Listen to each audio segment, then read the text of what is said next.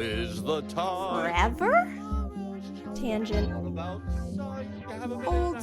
Halt. Hashtag always MGM. You are approaching the unloading area. Calm down. AK haters. But what if it could? Behold, the majesty of the breeze. Sistine Ceiling. For the kids. A salute to all theme parks, but mostly Walt Disney World. Ha! What a cute ending. Aloha and Don't Dillo it. This is Theme Park Thursday with Dillo's Diz. She is Jen. Hello. And I am Frank, and we are here this week. It is March the 13th, as it were. I may be on a plane to Florida at this time that you're listening to this podcast. That's Watch exciting. a little baseball, and maybe there's something else happening. We don't know. To be TBD. determined. Yes. But today we have a returning guest. There's a lot of excitement around this, and Jen, I want to share with you just the library I have here to my right very quickly, because our guest is very prominent in the entire library I'm about to show you. Quickly, right? Star Wars Galaxy's Edge, the art of Star Wars Galaxy's Edge. I mean, come on. Yeah. The 9-year-old had to search this and in her library tonight and pull it out because she's reading it all the time. A Kid's Guide to Fandom. The Jedi Mind. We all know that we need it more than ever again. Oh, God. I use it often. This one is I love perusing this from time to time. Yes. Battles that change the galaxy, Star Wars. And then we'll get into this because it was the original reason we reached out to this guy 5 years ago. And that's Star Wars Women of the Galaxy. Yes. But there's two big things on the horizon here in March and in April. We're going to get to them here on the podcast. So please welcome Amy Ratcliffe. Amy, welcome back. Yay. Hi, thank you for having me back. It's been, I don't know what is time. Time is a made-up thing, a while, but it's so good to see both of you. You too. I want to mention, since you mentioned time right away, the Wheel of Time. Is that about time? Because I don't know anything about the Wheel of Time, but I know you love the Wheel of Time. I do love the Wheel of Time, and it is about the kind of the cyclical nature of time. So there is not a literal wheel, however. Right. Do I need to read it first, or do I need to watch it first? You know what? Life is short, and there are 14 books, and they are all very long. So I would just, if you're curious, I would just watch it. Okay. Yeah. For timing purposes, we'll watch it. Yeah. It's like, oh gosh, I don't remember. Like, you look at the page count, it is absurd. Yeah. Yeah. Well, we're here to talk about two things that are really exciting to us on the writing front for you. We're always, obviously, by the amount of books I have here on the table, Thank you. That's very sweet. Let me tell you, my 9-year-old daughter, she is all in on everything basically that you touch. She's like, what's this? What's this? What's next? What's coming? Can I read Thrill Ride? She wants to know. You know what? It's low spice. I will say it's closed door. So there's not anything inappropriate. There's just kissing, implied other things. Okay. All right. On March 25th. I'll leave that to you. On March 25th, your novel Thrill Ride is dropping, a rom-com. Is this your is an official first foray into published novelist, Amy Ratcliffe? Like, how do you separate those things? Yeah, that's a great question. Because my only other published fiction right now is a short story in a Star Wars anthology, From a Certain Point of View, The Empire Strikes Back. So this is my adult fiction debut, specifically romance novel debut. Nice. And what made you want to do this and want to go in this direction? Yeah, great question. Because I think for a long time, people, like, once I started writing nonfiction books, they're like, oh, do you want to write fiction? And I'm like, no, I don't. I think that sounds very scary. Like, I am very comfortable writing in other people's worlds, you know?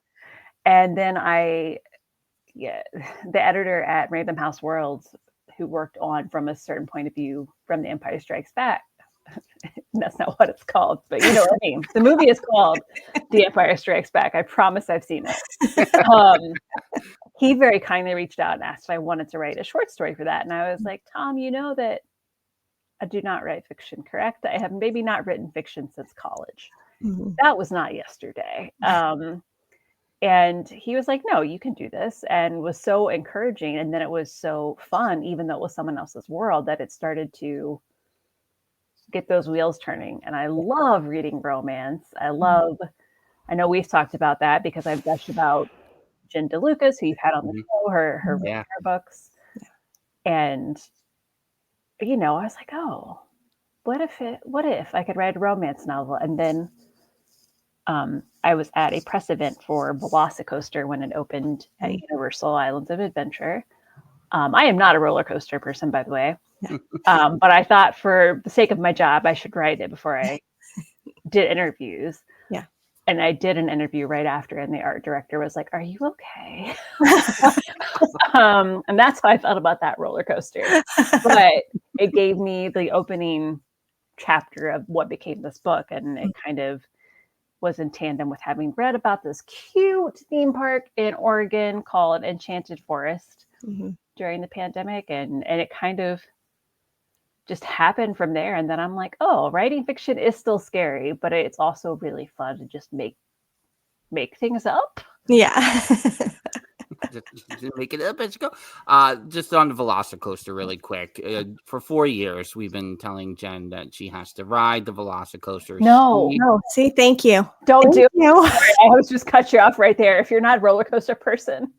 Thank you, Amy. Thank you. So, case closed. Amy said I shouldn't do it, so I'm not going to. Sorry, Frank. That's fine. We'll find somebody else to speak. I can't condone it. Yeah. They're like, can we start some sort of charity, coordination with it? I'm like, I will just donate. You want me to donate to something? I can do that. I'm not going on it, but I will be happy to fundraise and donate from myself, but I will not go on the ride. Yeah, no. The theme park in Oregon, what do you think sparked that? Like, what was it? Because obviously we talk about the major theme parks in Disney and Universal a lot, but I'm always intrigued by like the smaller, quaint, charming kind of amusement parks. And I can't even remember how exactly I came across Enchanted Forest, but it's outside of Portland, and it's very homegrown. Like, the gentleman who started it had a drafting job and kind of was like, I think I want to do this. And his wife's like, okay, let's do this. So, like, a lot of the things are very fairy tale inspired. It's built by hand. And I haven't actually been yet because the pandemic happened. And then I moved to the East Coast in a town with a small airport, and flying to Portland is like absurdly expensive for whatever. I could probably fly to Seattle and drive down for cheaper. It's bananas. But it just has this charm about it. And it has a theme in the book, which I am not against, and I feel like I address it in the book, is intellectual property. And that's such a big part of the theme parks. I mean, we just talked about Velocicoaster, and often it works and it's okay, but I kind of like that Enchanted Forest is just kind of like, it feels very pure. And I wanted, when I started working on Lands of Legend, I was like, I want that vibe.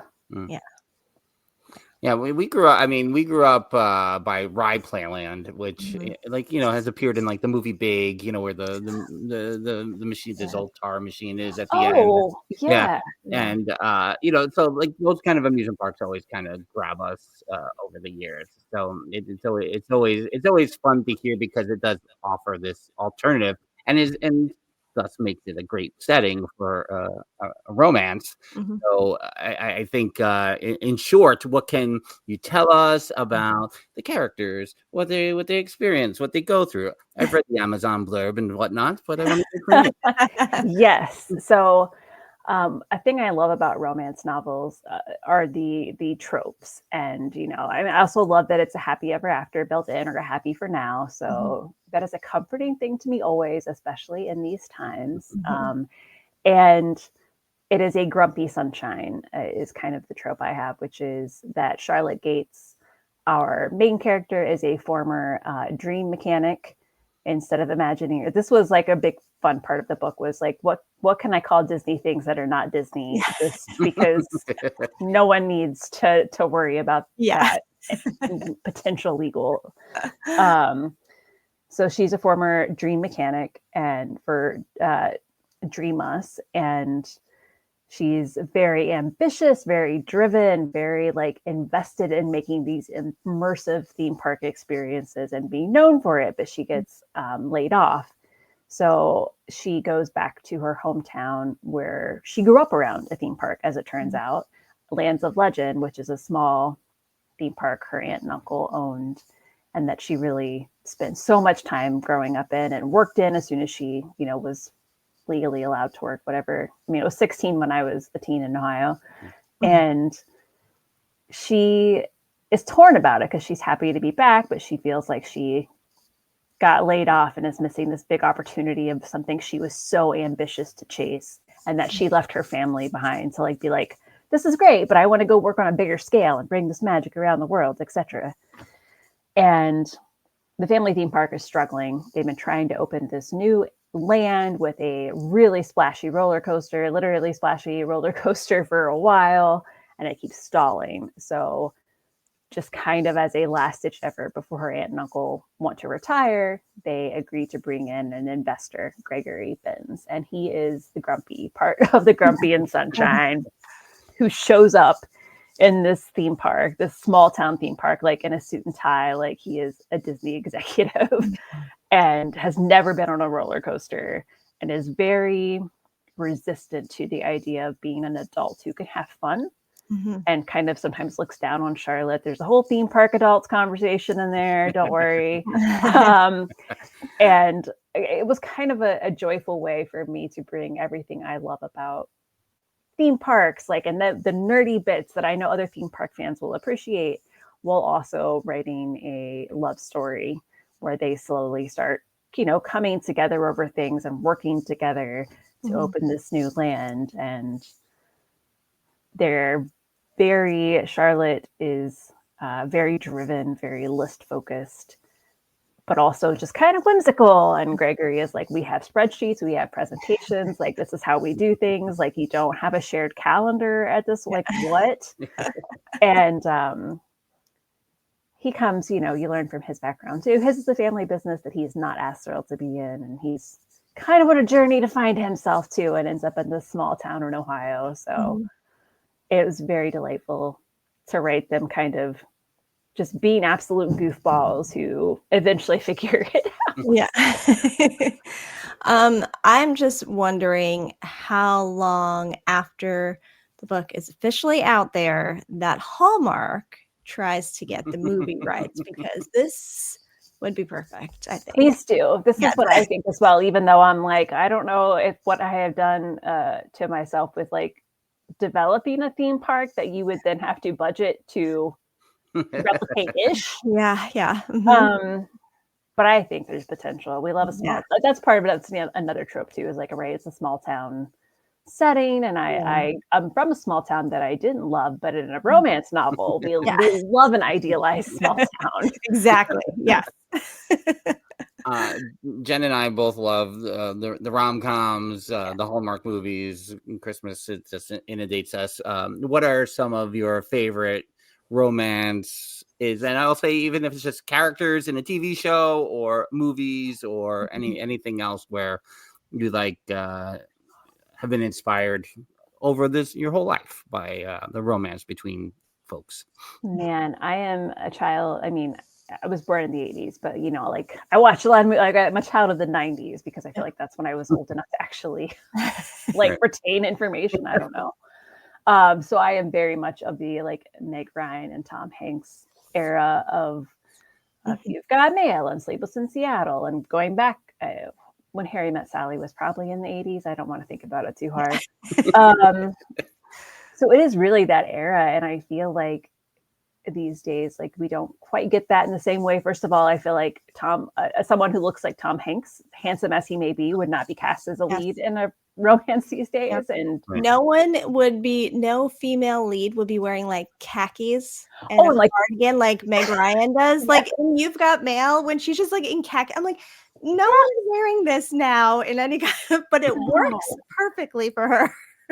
She pulls it off, like in like pleated like khakis and like When Harry Met Sally. Like it's so we're in a different era, but recent ones I really like The Lost City with Sandra Bullock and Channing Tatum. I really liked While You Were Sleeping from back in the day with Sandra Bullock.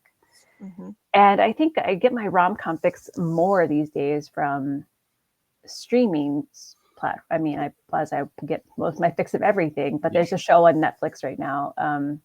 It was released who knows when, called Nobody Wants This. Yes. Yes. I thought that was like so charming and delightful. I'm like, give me forget his name because I'm just going to call him whatever his name was in the OC. Adam Brody, is that his name? Thank you. Yes. I'm like, Seth Cohen. Oh, no. Yeah. So charming. Yeah. No, it was I loved it because it felt like, oh, good. We're getting a little of that, because I don't feel a lot of the same things I felt for You've Got Mail and all of those movies now. So when there is something like that, it's like, oh, this has a little something to it, and this is it is charming and just kind of, it's not wholesome, but almost it's like it's more real. Yes, it feels more real. Yeah. No, and all of us were drawn to that. I think for the same reasons, is because it just had that simple boy meets girl, obstacle, and it's so effective. And that's right. We were talking. I don't know what we were watching, but we were talking about how I guess people aren't going to pay to go see that kind of a movie anymore because of the prices or anything like that, even though it probably costs less to make.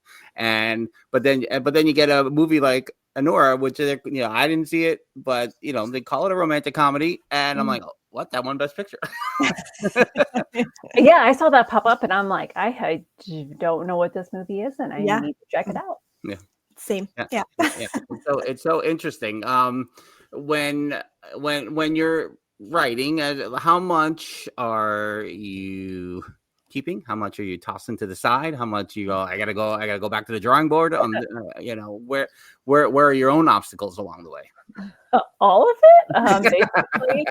Especially as I'm starting the next one, which is not a secret because I signed a 2-book deal. So I'm trying to learn from my lessons from the first time, and that I kind of I think my biggest obstacle as a fiction writer is I'm really prone to just go on vibes. Which is not a plot. And it turns out editors like to have plots, as they should.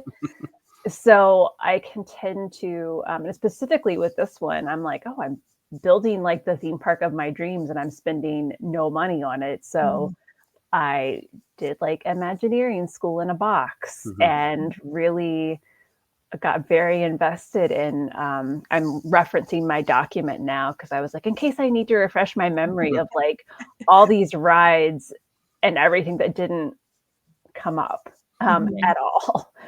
So I had to really be mindful of tying the characters to the setting and not just making it a look at my theme park. Isn't this ride cool? Can Joe Rohde give me a gold star for this made up thing that no one will build? So those were my biggest, not getting too lost in the research. And also you can use that as a distraction or a tool for procrastination if you are me, and I am. Yeah. As you're trying to work towards a deadline. Yeah, but this is really fun. I want to learn more about this over here. And it is. I'm like, okay, how much can I get into roller coaster mechanics or engineering? Mostly because I was trying to be like, there's some like, I say suspension of disbelief and some timeline things that you'll understand when you read it. But I was really trying to be like, Disneyland was bought, that land was bought and it opened in a very short time. So yes, they could finish the roller coaster in X amount of months. That was another obstacle, by the way. Like timelines, because the copy editor will be like, I think you say a few weeks here, and I don't think that lines up with here. And I'm like, I don't care anymore. Can you change it for me? Thanks. It doesn't need to make sense. The old continuity. So I'm trying to learn from that lesson too as I write the next one. Will I? Yeah. I'll let you know in a couple months. Yeah. Are there times, because especially as we go into Star Wars a little bit later, is there times where you get too hooked on the characters rather than the story, so then they're not servicing the story anymore? We've had a lot of conversations lately about storytelling, I think, in general, in all facets. But I think, I'm a very character-y person. Like when TV shows aren't going well, I'm like, I don't care. I love the characters. They can do whatever. I mean, maybe I learned that from professional wrestling. I don't know, but I learned to love the characters and had to suspend my disbelief all the time. So it's fine. But yeah, is there times where you get so deep into the characters that you lose track of the story for a little while? Yeah, and almost the opposite. Like, I feel like that's among the challenges of me writing fiction and kind of getting more comfortable in that world, is like the balance of it. Because I'd have points where, for example, the book is all from Charlotte's point of view. And for the first draft, really, Gregory, the love interest, was kind of just like cardboard cutout. Insert any person here she is interested in.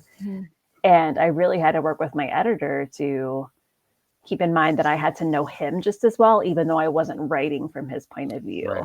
So I got really wrapped up in Charlotte, and I felt like I knew her so well. Parts of me are definitely in her, but it was just so easy for me to get in her shoes. And I'm like, I don't know, Gregory is grumpy and has money. And so my editor really pushed me in the best way. Alex Sunshine at Kensington, like, just a wonderful human to work with. I feel so lucky that she's my editor, because she's like gentle and comes with ideas when she has oh, this isn't working, but we could do. So that was my big challenge with the characters, was kind of making them more everyone but Charlotte, making them a little more real, especially Gregory, so he wasn't just like a paper doll that, what I mean, that we dressed up in a suit. I don't know where I was going with that, but I really had to think about his backstory and help him get, as much as Charlotte has a transformation, help him have one too. Yeah. And maybe more so for Charlotte than Gregory, it seems, but did you have some of yourself in Charlotte? Were you also basing her on anyone else that you know personally, or maybe have seen in a movie as well that she has some characteristics of? Yeah, definitely myself is in Charlotte, but some of me's in Gregory too. I really kind of I live in both those worlds where I'm like, ideas, creativity, but I'm like, what if we did some project management and made a spreadsheet and brought everything together and CC'd everyone on emails and just communicated? That would be cool. So I think elements of myself are in both of them, and I can pick out I don't know. Oh, I do know why. This is the only similarity with the character. But Gregory got his name from the beginning of Succession, when Cousin Greg was working in one of their theme parks and had an unfortunate incident. And right. Oh my gosh. Yeah. What he was dressed up as, I think, like the character's like the park's mascot or something. So none of that happens in the book, but that's where Greg became Gregory. It's just kind of those things. And Charlotte, I don't think has any traits from anyone I can think of, but I'm sure unintentionally, but her name, Easter egg that no one else knows except me and a couple of friends, is her name is Charlotte Gates. And that is a nod to one of my favorite movies of all time, which is National Treasure. Because his last name is Gates, and at the beginning the ship he finds is Charlotte, and it really amused me. And names are hard to come up with. No, that's and what was the from first coming, the idea generation to the end? How long of a process? 18 months? What's the... Yeah. So let's see. Velocicoaster opened in June 21, I think. Is that true? Yeah, I think that's yeah, it sounds right. I think that's right, or 22. What is time? And then when I had the idea and wrote a little bit, I called my literary agent, because at that point I had only written nonfiction, and I was like, so Eric, I would really like to write this theme park rom-com. And he's great, because he's always like, yeah, go for it. And I wrote a proposal. By August, I wrote like 15,000 words. By January 23, and the proposal was finished, we sent it out. I got the offer when I was at Star Wars Celebration in London in April 2023. Okay. And then the contract took a while, because publishing is a bananas industry that will test your patience at every turn. So I didn't turn in a finished first draft to my editor until May or June of last year. So it was like 3 years from idea to actually turning in a draft. That's wild. So thanks for going on that, because that's why I'm like, the reason I wanted to go on the journey with you, Amy, was I feel like the theme parks changed a lot over that time. And so how does that, I guess, mess with your process? Yeah. It's interesting, isn't it? It did. So many things happened between then and now. And I think it just gave me more opportunity, because, while my park is fictional, right? And kind of like the conflict is keeping with one of the things with Gregory is like, he's like, well, we can just once he learns what intellectual property is, he's like, we can just bring that in and make money. And Charlotte's like, no, you must preserve the theme. Also, she gets to teach him about what a theme park is. It's really fun. But they do take a trip to what my version of Magic Kingdom, basically, that is called Dreamland. And at first I was like, how like authentic am I, like as far as like keeping it the same but just changing names? And then I decided I didn't care, because it's made up anyway. So like there's a version of Indiana Jones that's at Disneyland in my version of Magic Kingdom. I'm sure maybe someone will be like, that's not there. And I'll be like, no, I know. I just really like that ride. Right. And there's like a version of Tropical Hideaway that's at Disneyland at my Magic Kingdom. And so, yes, basically I decided, I'm like, I can't care, or I will just, I do care, but I can't care in regards to how I'm writing this book, or I will be like, oh, I got to change this and this. But it helped me, just it gives you more ideas, right? Like, it's not something that came up, I don't think, that I mentioned. Is like the old idea of Star Cruiser, right? Like an immersive hotel. I was just remembering the one thing that I do reference is in that time period, Fast Pass became whatever it has become, that I find Genie, I find it so confusing, even as a big fan of the parks. So there's, right? So I have a similar system, and Gregory comments on, how does anyone keep track of this? So there's a little snark about that kind of stuff. Yeah. That's funny. Yeah. But I can see how, as you're watching all the news and all the headlines about all the changes, like, what? I'm not gonna be able to like, but it's good that you were able to just go, you know what? I'm just gonna do my own thing, and I'm gonna put things where I want them, and this is my ideal park. That's how it's gonna be. Yeah, that's great. Yeah. So since you mentioned a 2-book deal, is it a direct sequel? What are we talking about as what to look forward to next on the thrill ride, as it were? Yes. Oh, well played. Which is the name of a Jen DeLuca novel, Adventure World. I'm looking at it right now. I love Jen, by the way. I went from being a fan to like now I'm in a Discord with her and some other writers for like accountability, and it's surreal. Awesome. So great. And I mean, I know we have talked about the Ren Fest. That's how it came up with Jen. Yeah. With all her books about Renaissance festivals, and just love that it all weirdly, strangely intersected. Right? Yeah. Great. So the second book, the protagonist is a character from Thrill Ride, as romance novels tend to do, and it's actually pretty strongly a direct sequel. Okay. Yeah, like timing and everything. So yeah. And Charlotte and Gregory will appear in it, but it'll be somebody else's story. So Thrill Ride, it officially March 25th, right? That's the date. So that's now it. you're it's imminent. Like you got all the things planned, book signings, a little roundabout tour. What do you got planned? So right now I have a launch event here in Asheville on March 24th at Malaprops, which is the local indie bookstore. I love them. And 2 things to know about that is they have signed copies available for pre-order. And the launch event is both hybrid and in person. So if you register, there will be a Zoom link where I will be there in conversation with Beth Revis, who is a tremendous author who's written Star Wars, recently is The Princess and the Scoundrel. She wrote the story of Han and Leia's wedding. Okay. And she is also romantasy, like sci-fi, like super talented. And I'm so glad she's local. And I'm hoping to hit up some other romance bookstores. For example, I know there's one in Orlando now called New Romantics, which would be ideal. And then I would be, near a theme park. Yeah. So we'll see, but that's it right now. Yeah. Nice.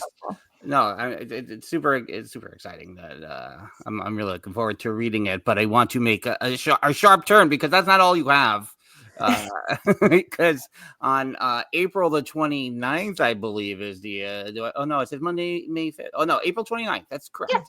Yeah. On April the 29th, the updated and expanded edition of Women of the Galaxy is dropping. And so the first time we spoke was because it was the pandemic, and I had just picked up the book, and the then 4-year-old was what is time was perusing it a lot, and that's how she was into Rey, and one of the big conversations we had was about Ahsoka, and I wasn't a Clone Wars fan, but she and I then went into Rebels and found Ahsoka that way, and so now Ahsoka is like one of her favorite characters ever. Aww.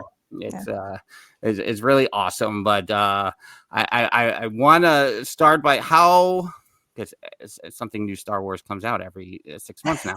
So how recent is Speaking of all the changes that can happen so quickly? I mean, it's already outdated. So I mean, Skeleton Crew happened.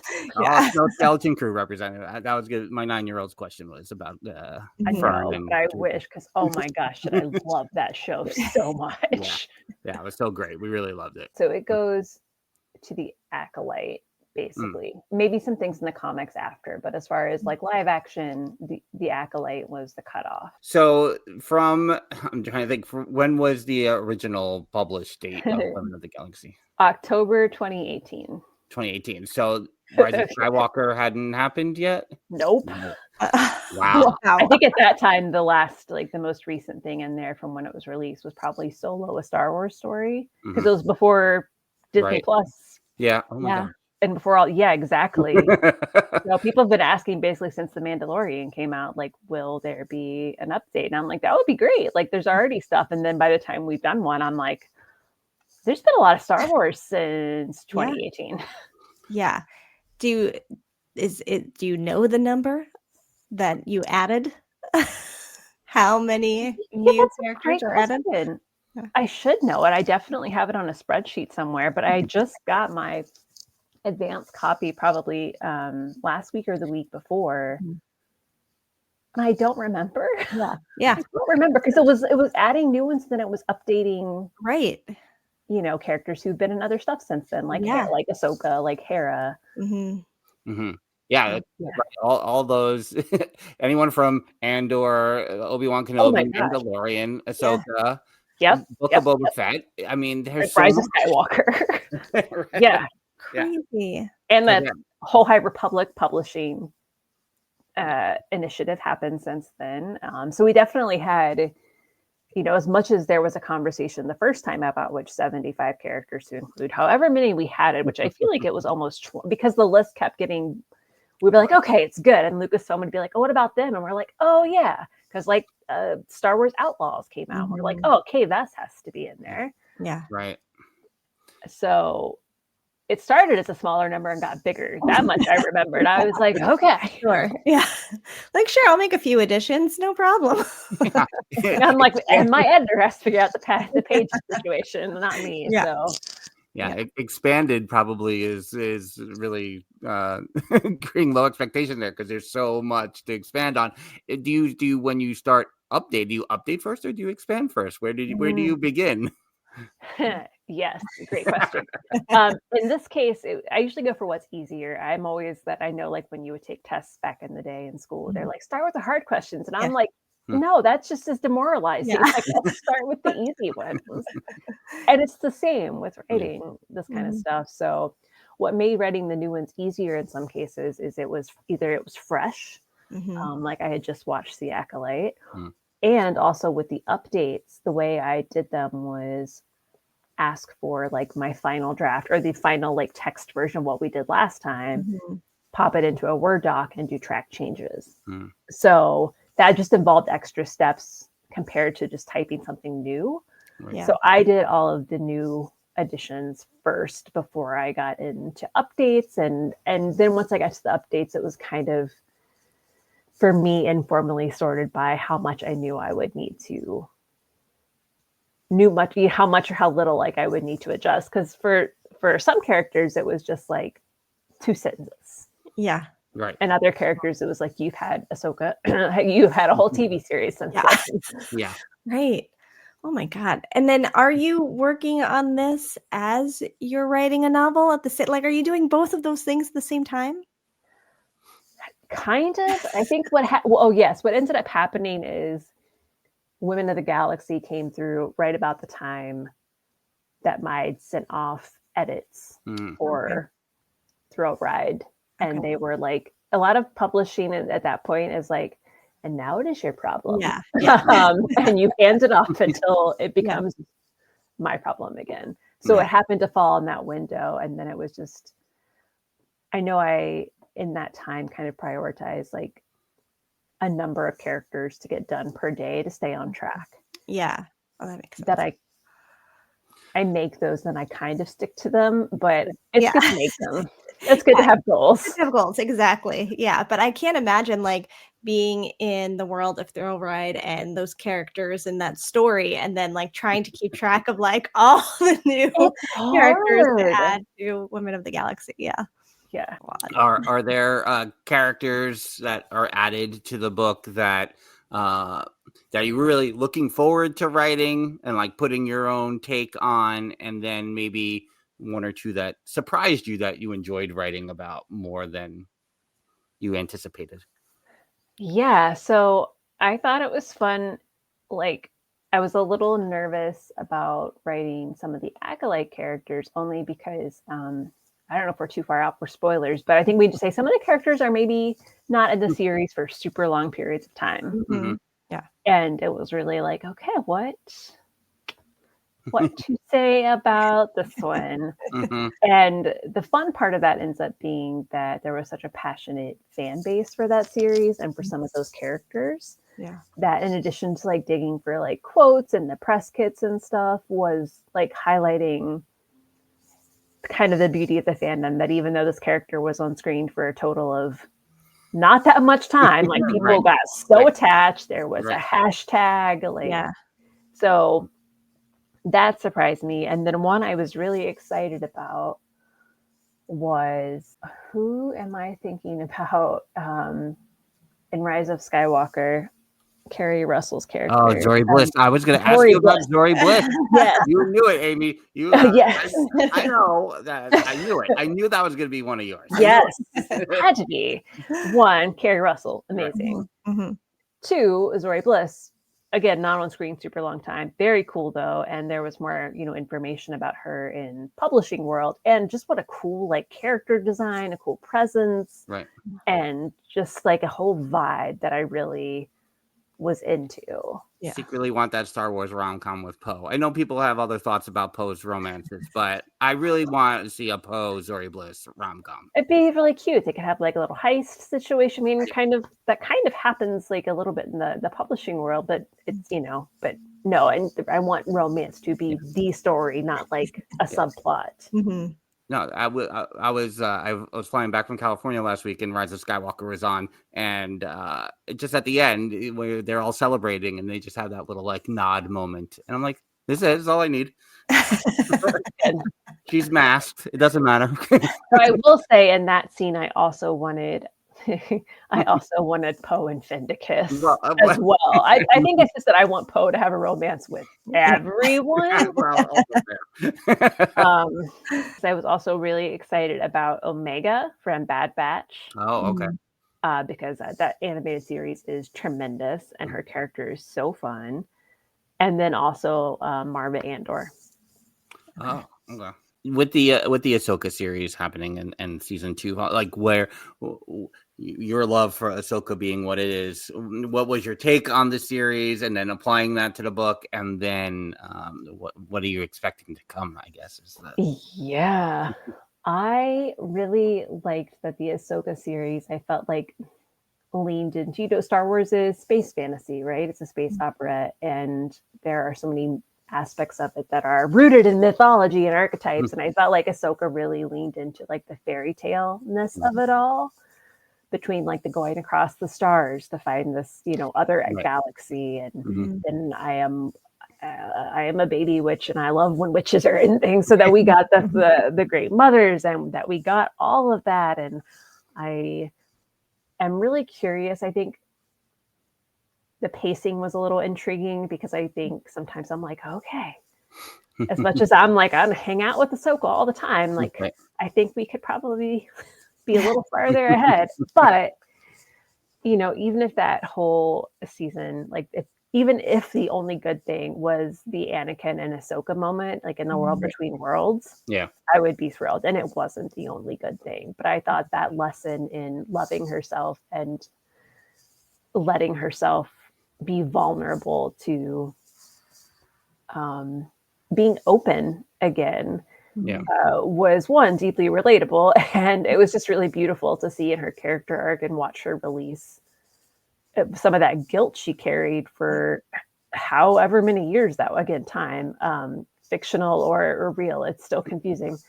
The guilt that she carried, since she left the Order when she was a kid. My daughter loves Sabine as well, so that series was everything. The artist made for her. I mean, we sat and went, and like I said, she was 4 at the time. We sat and watched every episode. She was enthralled. So then to see these characters come, into real life, kind of thing, it just like kind of blew her mind. And so I like that Sabine Ahsoka dynamic, which, you got glimpses, like, not even that much, but to see it now and go, oh, these two characters are going to be together more is super exciting for her. Maybe just as much for me. Yeah, I'm really excited about that in season 2. I'm really excited to get more Ezra, because I think Iman Esfandi is such a ridiculously good live action Ezra. Yeah. And we got like a little of him, of course, but because we had both seen Ahsoka meet and greet and in Disneyland and Galaxy's Edge, and which was so awesome. And so when we came back over the weekend, she put on the final 2 episodes of season 1, and we were like, oh yeah. Right, exactly. I'm gonna have to. Everything was so good about that. But yeah, I think it's interesting where I really, as much as they talk about Rey in the future movie, like I want all these things to converge, because I love Rey, I love Ahsoka, I love Sabine, I love Fern and KB and the crew on Skeleton Crew. I was like, can I get all these? Can we find a place where they converge? Can they? All the same thing. I want them to put Neil in everything. I don't care if it makes timeline sense or not. Yeah.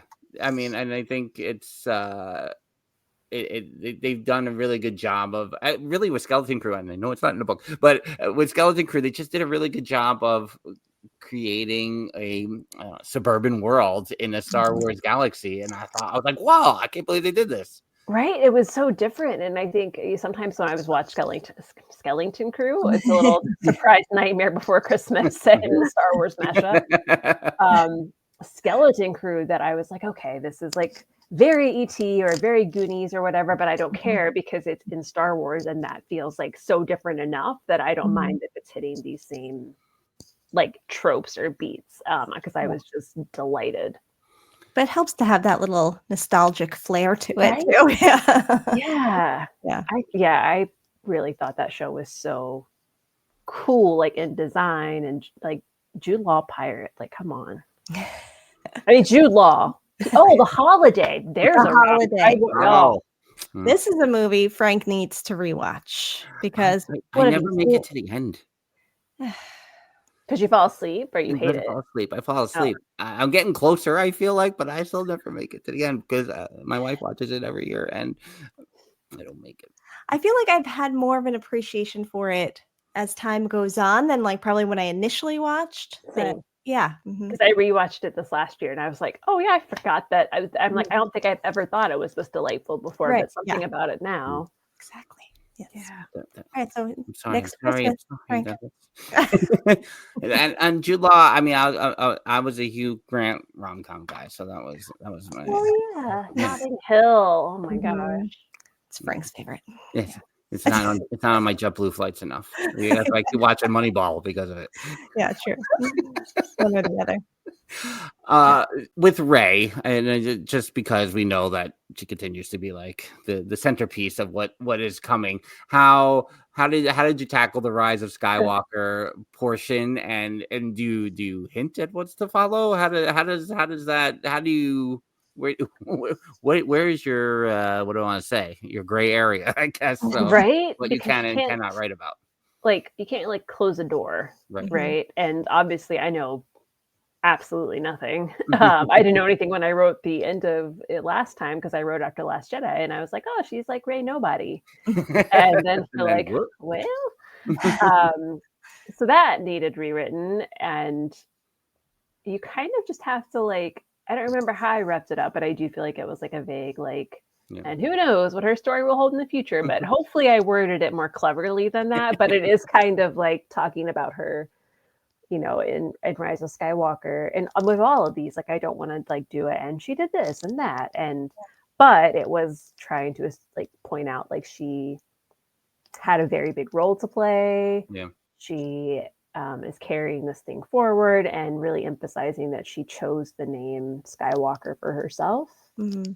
But yeah, I think I left it very open. I just really want to focus on the two things coming up here. So yeah, the updated and expanded version of Women of the Galaxy drops on April 29th, but Thrill Ride March 25th. So if you're listening to it here on March the 13th as it's dropping, we are 12 days away.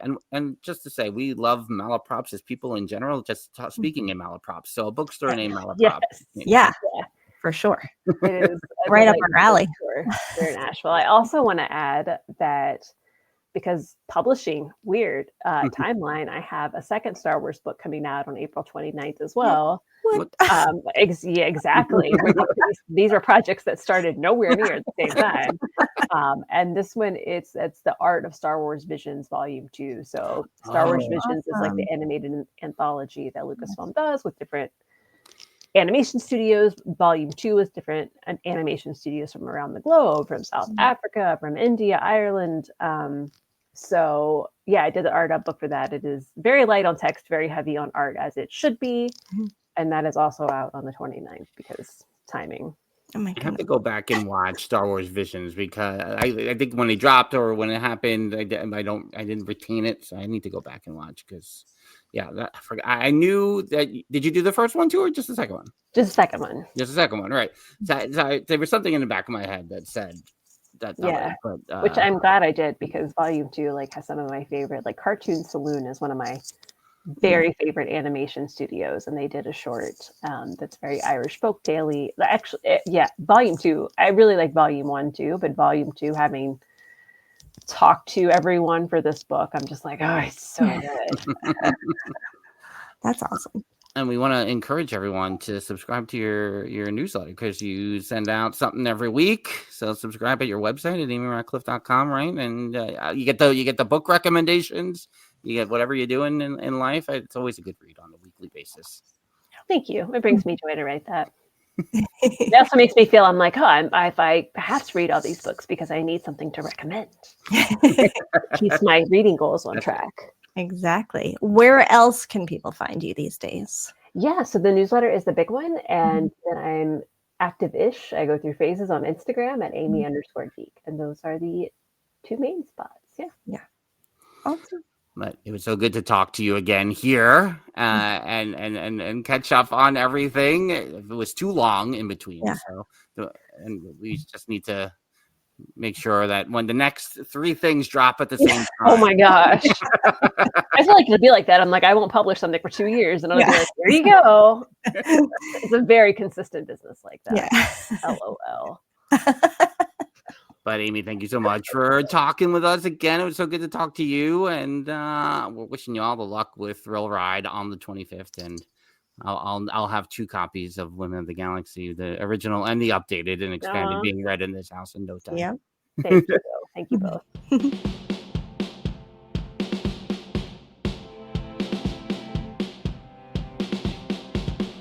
The Dillo's Diz podcast is hosted by Frank Cardillo and Jen Cardillo-Snyder. Music produced by Matt Harvey. Logos and video production courtesy of Snidillo Studios. Dillo's Diz Resort is our Patreon with tiers starting as low as $1 per month. You can visit dillosdizresort.com to learn more. Follow us on TikTok, Instagram, X Twitter, and Facebook at Dillo's Diz. Check us out on YouTube by visiting youtube.com/DillosDiz. Don't forget to like and subscribe while you're there. We also have merch available on TeePublic and Etsy. For all this and more, visit our one-stop shop, dillosdiz.com. Dillo's Diz Podcast 2025.